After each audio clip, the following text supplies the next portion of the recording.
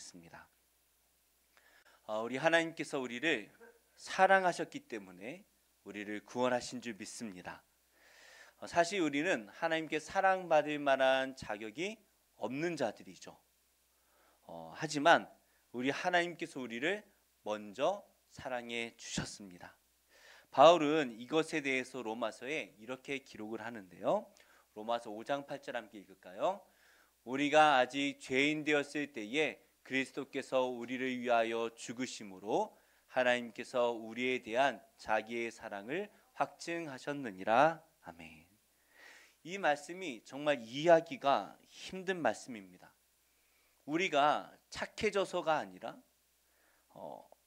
또 우리가 어떻게 하나님 앞에 의로워질 만한 어떠한 희망이 보여서가 아니라 우리가 여전히 죄인이었고, 우리 이스라엘의 역사를 보면 도무지 희망이 없잖아요.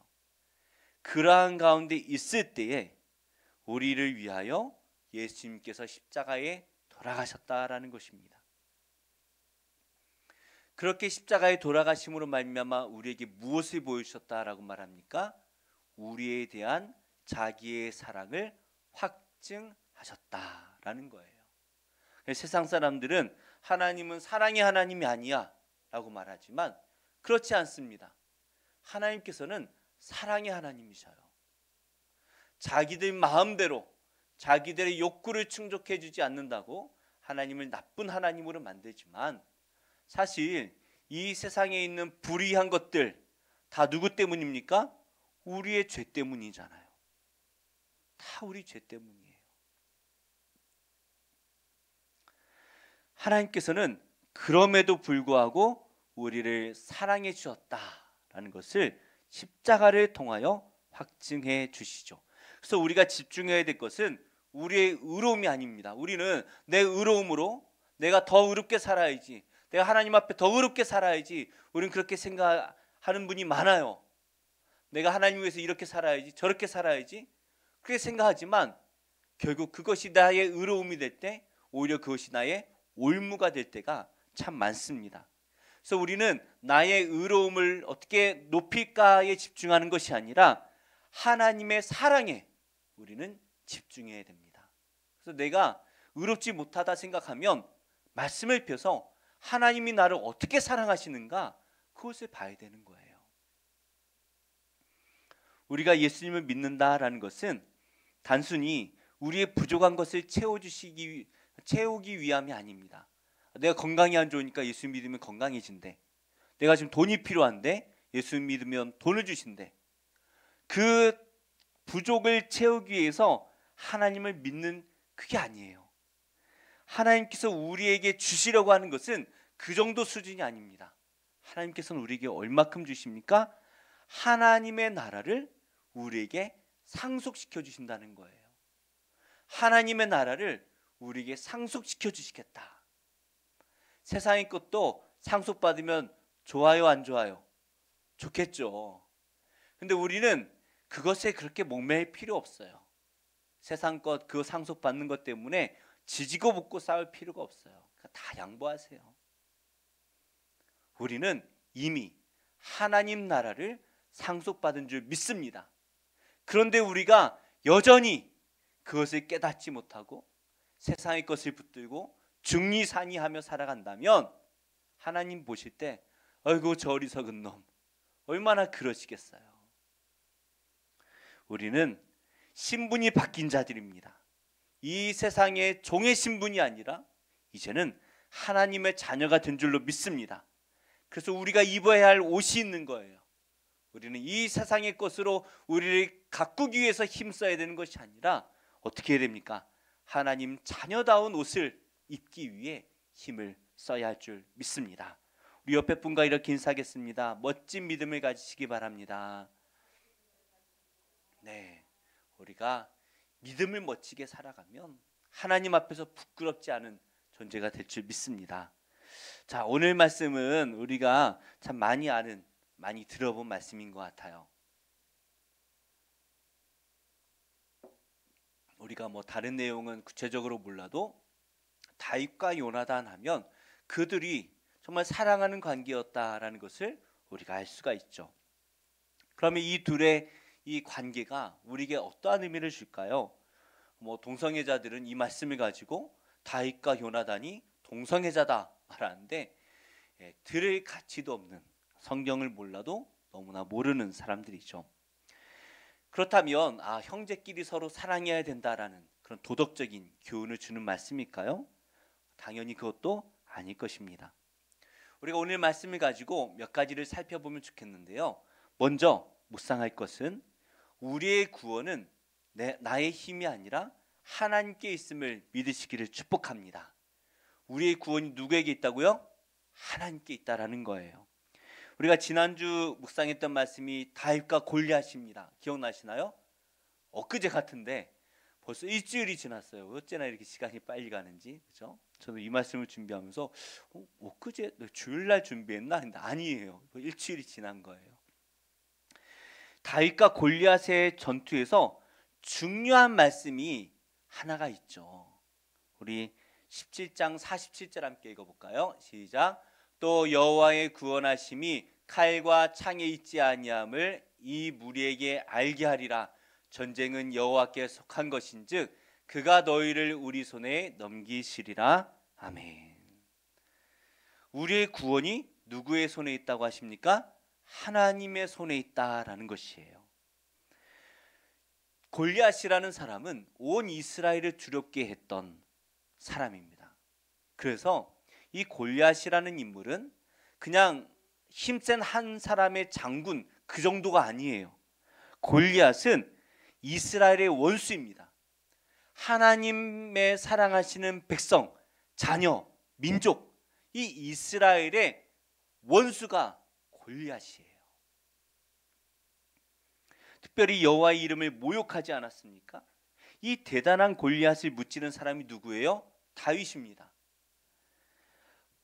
이 골리앗을 무찌르려면 뭔가 대단한 사람이었을 것 같아요.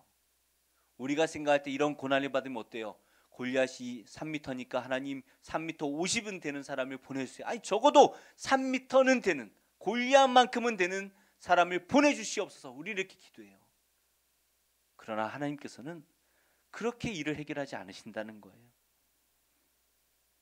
17장 마지막에 보면 이 다윗에 대한 소개가 나옵니다. 사울왕이 이 골리앗을 무찌르겠다고 어린 소년이 너무 씩씩하게 가니까 그저 정상적인 왕이라면 안 보낼 거예요. 근데 다윗이 너무나 확신에 차서 말하니까 얼떨결에 보내줍니다.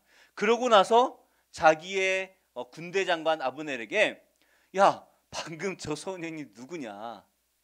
이게 좀 애매하죠. 왜냐하면 다윗과 골리앗 말씀 앞에 뭐가 있어요? 사울이 악령이 들렸고, 그죠? 그때 그 수소문 해가지고 수금을 잘 타는 사람을 찾아가지고 다윗을 뽑았어요. 그 다윗이 수금을 타면은 사울 왕에게 있던 악령이 도망가고, 그 얼마나 사울이 고마워요. 그래서 어떻게 했습니까? 사울이 다윗을 사랑했어요. 그러고 자기의 뭘로 삼았다 그랬죠? 무기 든 자로 삼았어요. 그런데 오늘 말씀 보니까 사울이 다윗을 전혀 모르는 것처럼, 심지어 사울의 무기 든 소년이었는데 군대 장관 아브넬도 다윗을 몰라요. 이상하죠? 네, 저도 이거에 대한 답은 잘 모르겠습니다. 우리가 한 가지 알아야 되는 건 구약 성경 말씀은 순서가 꼭 그렇게 되지 않는다라는 것을 우리가 알아야 돼요. 서론과 같은 말씀을 다 함축적으로 다 넣어놓고 뒤에 나오는 말씀까지도 앞에 다 넣어놓고 뒤에 배경이 이렇게 설명되는 때가 제가 볼 때는 많아요. 그래서 이것을 순서대로 이해를 하면 잘못된 겁니다. 정확한 거는 우리 하나님만 아시겠지만 오늘 말씀에 보니까 이 17장 마지막에 보면 사울도 군대 장관도 다윗이 누군지 몰라요. 무슨 말입니까? 무명의 소년이었어요. 무명, 알려지지 않은 사람. 지금 상대의 장군은 누구예요? 골리앗이에요. 그 당시에 가장 유명한 사람이고 이스라엘에도 정말 그 골리앗 한 명 때문에 두려워 떨고 있는 강력한 사람이었어요. 근데 그 골리앗을 무찌르는 다윗은 누구입니까? 몰라요. 누군지 몰라요. 다윗은 고향이 예루살렘도 아닙니다. 이 당시 수도는 예루살렘이잖아요. 예루살렘도 죄송합니다. 이 당시 수도는 예루살렘이 아니죠. 그죠? 아직 통일 왕국이 예루살렘에 왕궁이 세워지기 전이니까 제가 조심스럽네요. 아무튼 그런데 지금 다윗은요, 베들레헴이라는 조그만 도시에 이새라는 사람의 막내 아들이에요. 무명의 소년이었어요. 근데 하나님께서는요, 이 작은 무명의 소년의 손에 무엇이 들리게 하십니까? 골리앗의 머리가 들리게 하시는 거예요. 저 소년이 누구냐 했는데 몰라요. 그래서 궁금한데 알 수 있는 방법이 없잖아요. 지금 전투 중이니까. 그 다윗이 가서 몇 마디 하지도 않았을 거예요. 물맷돌로 딱 던져서 골리앗을 죽이고 뛰어가 가지고 그 칼로 목을 베고 그 머리를 들고 돌아옵니다. 그 아브넬이 다윗을 만나서 이렇게 사울 왕 앞에 데려오는데 그 손에 원수의 머리가 들려 있는 것이죠. 다윗의 고백처럼 우리의 구원은 대단한 것에 있는 것이 아닙니다.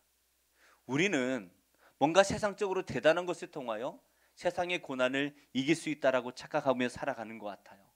그러나 그렇지 않죠. 그것을 가장 잘 보여주는 사건이 바로 예수님의 성육신 사건입니다.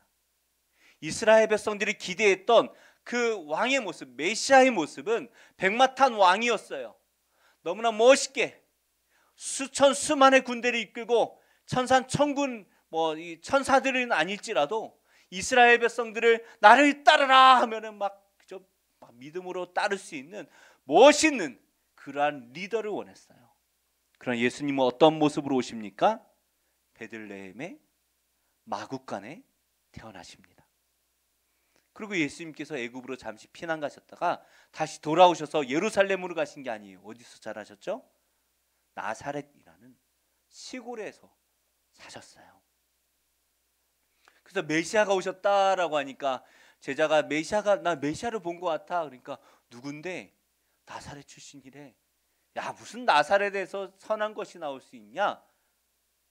그런 시골 출신이었어요. 그러나 그 무명의 예수님께서 어떤 일을 하십니까?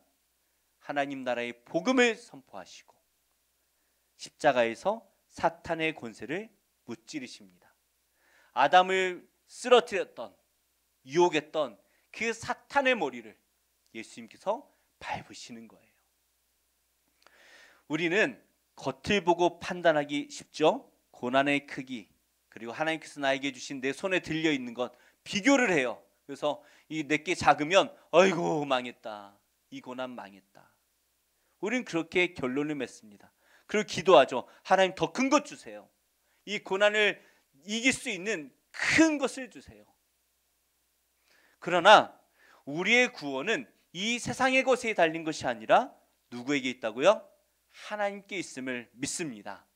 이 작은 무명의 소년이 저 엄청난 어려서부터 장군이었던 유명했던 골리앗을 무찔렀던 것처럼 하나님께서 나와 함께 하시면 그가 우리를 구원하실 줄 믿습니다. 그래서 우리는 내가 무엇을 가졌느냐라는 것을 보는 것이 아니라 무엇을 봐야 됩니까? 내 안에 하나님에 대한 믿음이 있는가? 내 안에 성령께서 계신가라는 것을 우리는 먼저 살펴봐야 하는 것입니다. 두 번째로 우리가 묵상할 말씀은 복음 안에서 하나가 되어야 한다라는 것입니다. 우리 1절 말씀 함께 읽어볼까요? 시작. 다윗이 사울에게 말하기를 마침에 요나단의 마음이 다윗의 마음과 하나가 되어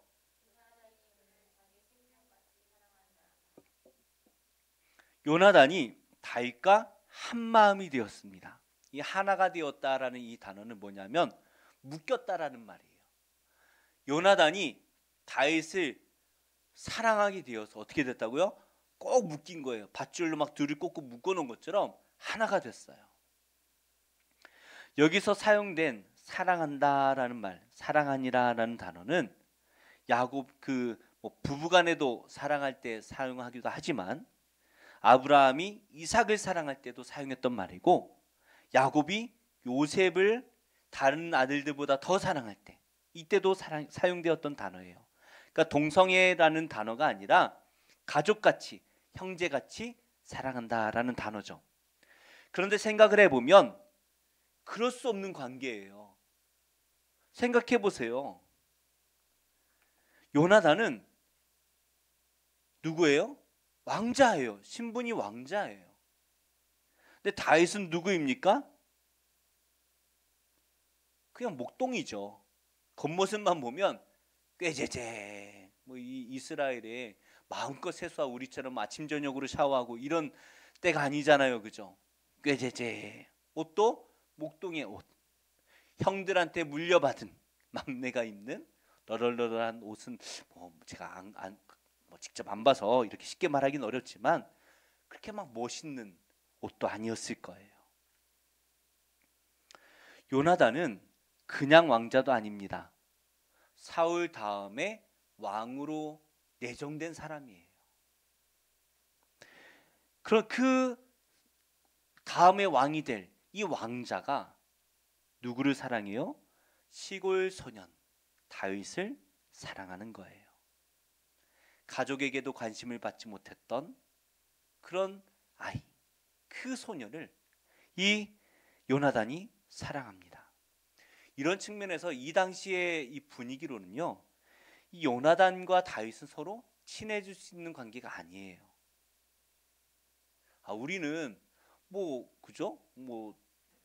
대통령 아들이 그냥 아무나 서민과 결혼할 수도 있고, 저희 삼성의 대단한 사람, 그죠? 대기업 회장의 아들도 그냥 일반인하고 결혼할 수도 있어요.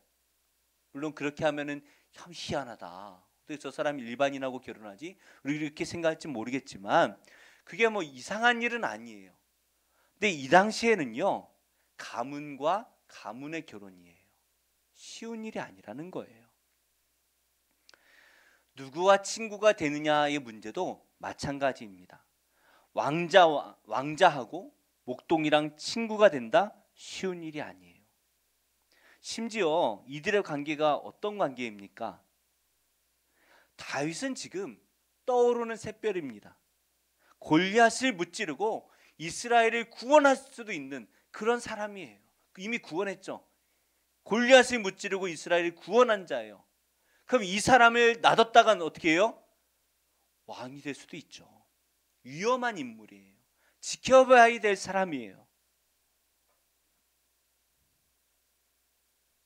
무엇보다 사울이 가지지 못했던 믿음까지 겸비했던 인물입니다.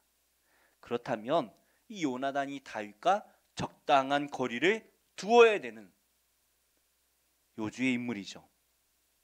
그런데 이 요나단이 다윗에게 마음이 홀라당 빼앗겨버린 이유가 있을 것 같아요. 우리 3절 먼저 볼까요? 요나단은 다윗을 자기 생명같이 사랑하여 더불어 언약을 맺었으며. 자, 여기서 생명의 언약을 맺는다. 무슨 언약일까요? 결혼식은 당연히 아니겠죠. 다윗과 요나단의 언약은 이게 말이 안 되는 거예요. 언약을 맺었대요. 누구랑 누가요? 왕자하고, 다음에 왕이 될 왕자하고 누구랑? 무명의 소년, 누가 봐도 목동인 소년과 언약을 맺었다라는 거예요. 이 언약을 맺으면 누가 손해이겠습니까? 당연히 요나단이 손해죠. 무조건 손해입니다. 그러니까 이 요나단이 다윗을 얼마나 사랑했는지를 보여주는 말씀이에요. 그런데 요나단이 다윗과 생명의 언약을 맺는데 이거 말도 안 되잖아요. 왕자가 목동과 생명의 언약을 맺는다. 이거 당연히 왕자가 손해죠. 목동이 왕자를 지켜줄 일이 얼마나 되겠습니까? 없잖아요. 그런데 이것은 무엇을 보여주는 것이냐? 요나단이 다윗을 얼마나 사랑했는지 말해주는 것이죠. 이 생명을 건 언약에는 이유가 없습니다.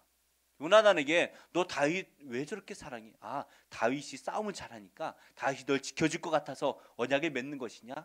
어떤 사람은 그렇게 해석을 해요. 아, 다윗이 대단한 사람이 될 것 같으니까 미리 언약을 맺는 거예요.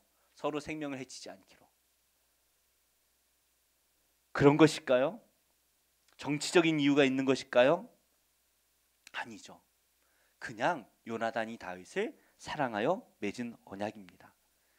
요나단이 다윗의 무엇에 반했길래 이런 있을 수 없는 언약, 왕자가 이 목동과 언약을 맺을 수가 있는 것일까요? 요나단은 다윗의 믿음을 본 것입니다. 다윗이 골리앗을 무찔렀을 때 골리앗 앞에서 했던 그 모든 말 속에서 요나단은 다윗의 믿음을 보았죠. 이스라엘 안에서 믿음을 나눌 수 있는 상대가 사라지고 있는 이때에 심지어 아버지도 이 귀신이 들렸어요. 믿음의 말을 할 수가 없어요.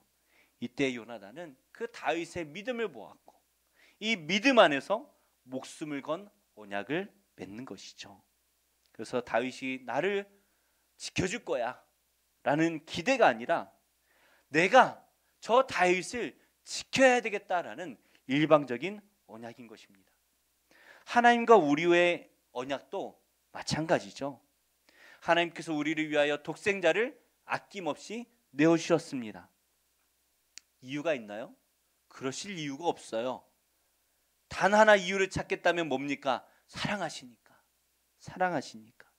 그냥 우리를 사랑하시기 때문에 자기의 아들까지, 독생자까지 내어주신 거예요. 그래서 우리가 예수님을 믿기만 하면 우리를 구원해 주시리라는 이 언약을 유효하게 하십니다. 말이 됩니까? 사람들은 이해하지 못해요. 그래서 예수를 믿으면서도 교회를 다니면서도 여전히 나의 의로움을 쌓아가려고 해요. 내가 예수 믿는데 이 정도는 의롭게 살아야 되지 않을까? 그런데 정말 그 정도로 의롭게 우리가 살아갈 수 있습니까? 안 되잖아요. 그래서 이것이 복음이에요. 예수님을 믿기만 하면 하나님의 자녀로 삼아주시겠다라는 이 말도 되지 않는 이 언약이 복음이에요. 그래서 유대인들은 이것을 받아들이지 못하는 겁니다. 그래서 예수님이 나의 죄를 사하기 위해 십자가에 달려 돌아가셨지라는 것을 머리로는 알겠는데 마음에 받아들이지 못하니 어떻게 합니까? 예수님을 믿으면서도 율법의 행위로 자기의 의로움을 보이려고 노력했죠. 바울이 이것을 지적하지 않습니까? 그러나 바울은 이 복음이 어떠한 의미인지 너무나 분명히 알았습니다.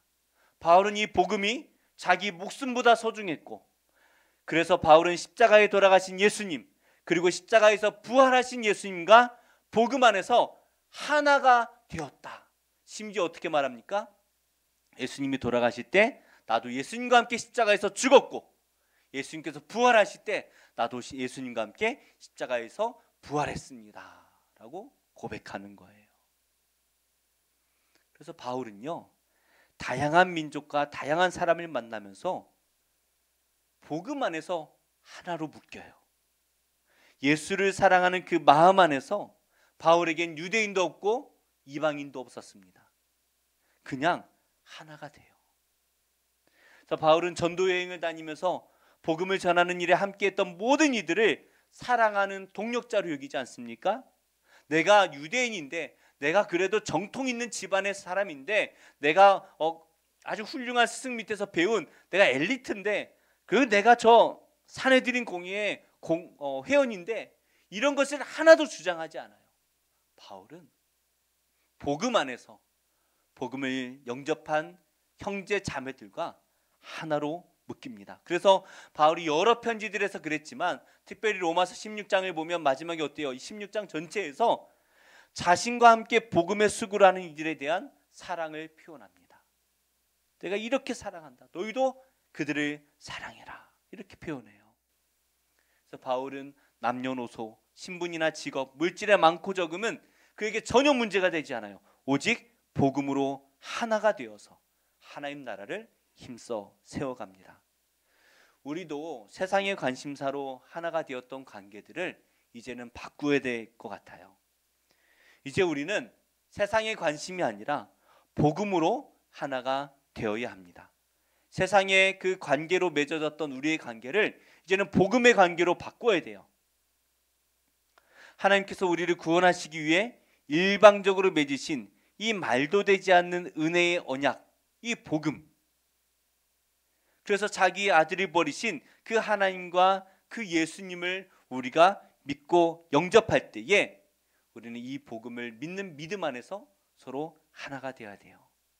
그래서 이 복음으로 서로 하나가 될 때 우리는 다윗과 요나단처럼 하나님을 믿는 믿음 안에서 하나님 나라를 세워나가는 믿음의 관계가 될 줄 믿습니다. 우리는 복음으로 하나가 되어야 된다. 다른 게 아니에요. 드라마에 관심이 있는가? 그런 걸로 하나가 되면 안 돼요. 오직 복음으로 하나가 되시기를 축복합니다.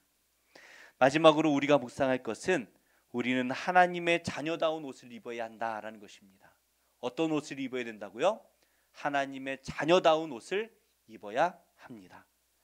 옛날에 다른 사람에게 내 옷을 이렇게 벗어서 이렇게 주는 것은요, 단순한 선물 수준이 아니에요.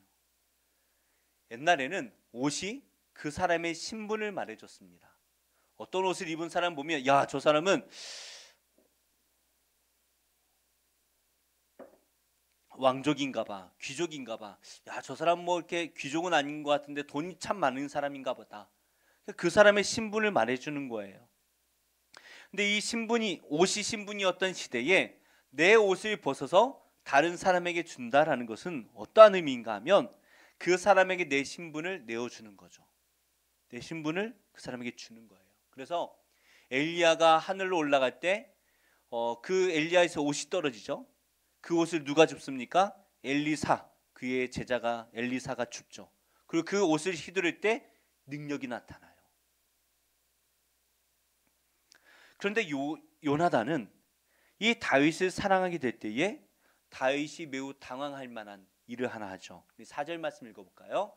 요나단이 자기가 입었던 겉옷을 벗어 다윗에게 주었고 자기의 군복과 칼과 활과 띠도 그리하였더라. 요나단이 다윗을 사랑하면서 다윗이 당황한 일을 하나 해요. 뭐예요? 자기의 입었던 겉옷을 벗어서 다윗에게 줍니다. 그리고 자기의 군복과 칼과 활과 띠를 다윗에게 내어줘요. 무슨 의미입니까? 지금 요나단은 누구의 옷을 입고 있나요? 왕자의 옷을 입고 있죠. 다음에 왕이 될 왕자의 옷.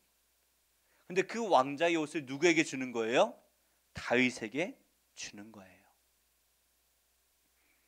요나단은 지금 온 군대를 통솔하고 있는 사울의 아들입니다.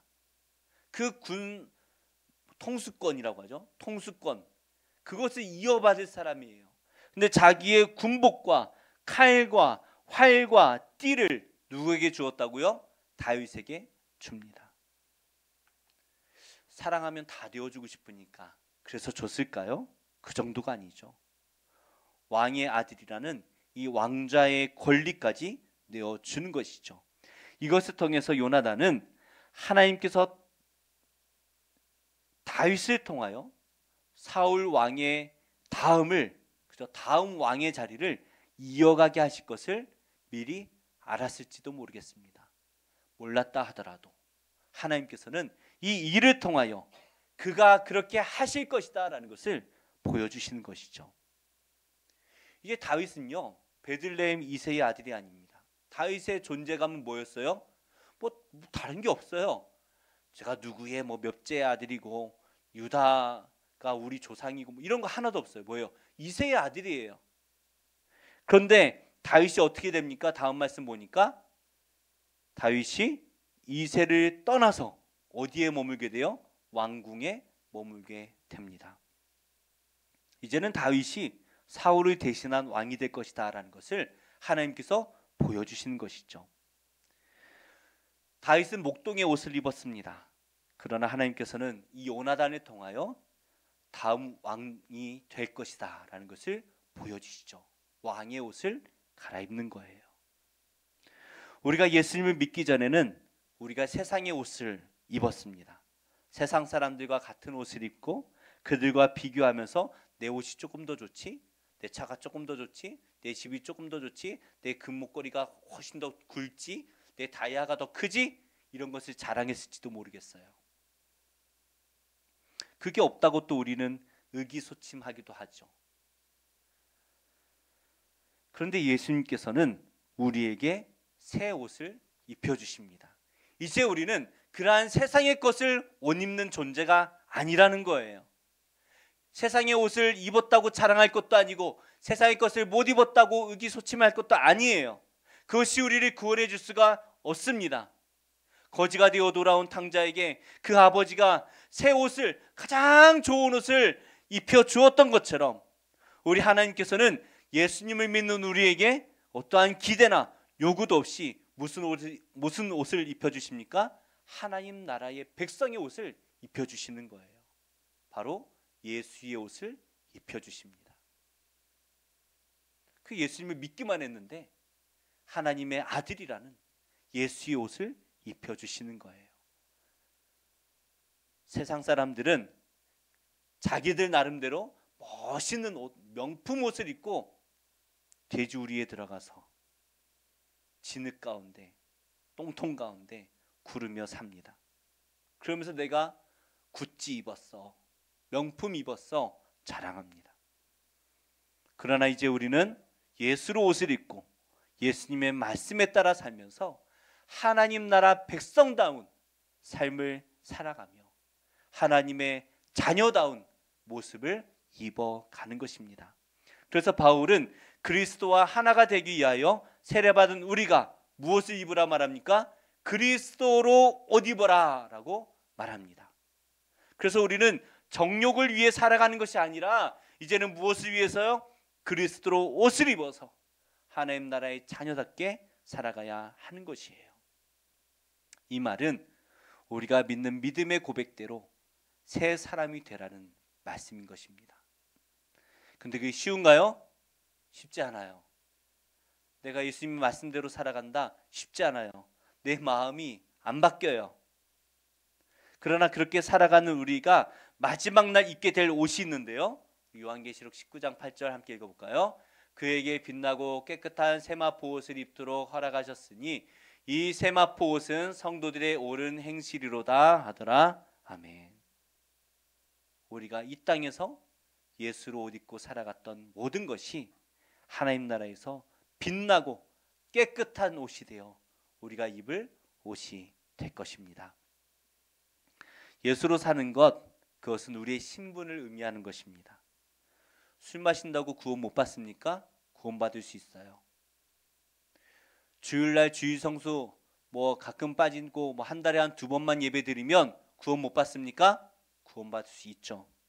그런데 그것은 우리가 입을 신분이 아니에요. 우리가 입을 옷이 아니에요. 우리는 오직 예수로 옷을 입어서 하나님의 자녀라는 새로운 정체성을 가져야 하는 것입니다. 오늘 우리는 3가지 말씀을 묵상했습니다. 첫째로 우리의 구원이 하나님께 있다라는 말씀을 묵상했고, 복음 안에서 서로 하나가 되어야 한다라는 말씀을 묵상했습니다. 마지막으로 하나님의 자녀다운 옷을 입어야 합니다라는 것을 묵상했습니다. 하나님께서는 우리를 구원하시기 위해서 믿음의 사람 다윗을 왕으로 세우셨습니다. 비록 그는 무명의 소년이었지만 하나님께서는 그 무명의 목동 소년에게 왕자의 옷을 입히시고 이스라엘을 구원하게 하십니다. 그리고 이 다윗의 후손으로 예수님께서 이 땅에 오시게 하시죠. 볼품없는 모습으로 오셨지만 예수님께서는 세상 권세를 가진 사탄을 무찌르시고 그 목을 베어버리시고 승리하셨습니다. 이제 우리가 그 승리하신 예수님을 믿기만 하면 세상의 종이 되어서 세상의 옷을 입기 위하여 발부둥 치면서 그렇게 살아갈 이유가 없어요. 그거 없다고 힘들어하면서 눈물 흘리며 살아갈 필요가 없어요. 우리는 오직 예수를 믿는 믿음으로 구원을 받는 것을 믿고 오직 예수로 옷을 입고 살아가야 하는 것입니다. 그래서 복음으로 세상을 살아내고 복음을 세상에 전하며 살아야 합니다. 그렇게 사는 것이 쉽지가 않죠. 하지만 우리가 예수님과 함께 십자가에서 죽었고 예수님과 함께 십자가에 다시 살아남으로 말미암아 나의 정욕은 십자가에 못 박아 죽이고 내 안에 성령을 모시고 성령의 인도하심을 따라서 예수님이 어떤 것을 기뻐하실까, 매일 묵상하며 살아가야 하는 것입니다. 그럴 때 우리는 예수로 사는 하나님의 자녀의 삶을 살아낼 수 있고, 우리 하나님께서 야, 너 옷 참 예쁘다, 참 예쁜 옷을 요즘에 입구나, 그런 말씀을 듣게 될 것입니다. 나는 할 수 없지만 하나님께서 성령을 통하여 하실 줄 믿습니다. 우리 옆에 분과 이렇게 인사하겠습니다. 성령님께서 하십니다. 예, 내가 아니라 하나님이 하심을 믿고, 하나님 예수로 옷 입고 살게 하여 주옵소서. 오늘도 예수님 말씀대로 살게 하여 주옵소서. 실패해도 걱정하지 마시고, 그럴 줄 다 알고 계셔요. 걱정하지 마시고 예수님 앞에 매일마다 나아갈 때 우리가 하나님 나라에서 해와 같이 빛나는 옷을 입게 될 줄로 믿습니다. 우리 말씀을 기억하며 함께 기도하겠습니다. 하나님, 예수를 믿는 믿음으로 우리 안에 새 마음을 주시옵소서. 함께 기도하겠습니다. 하나님, 우리 안에 새 마음을 주시옵소서.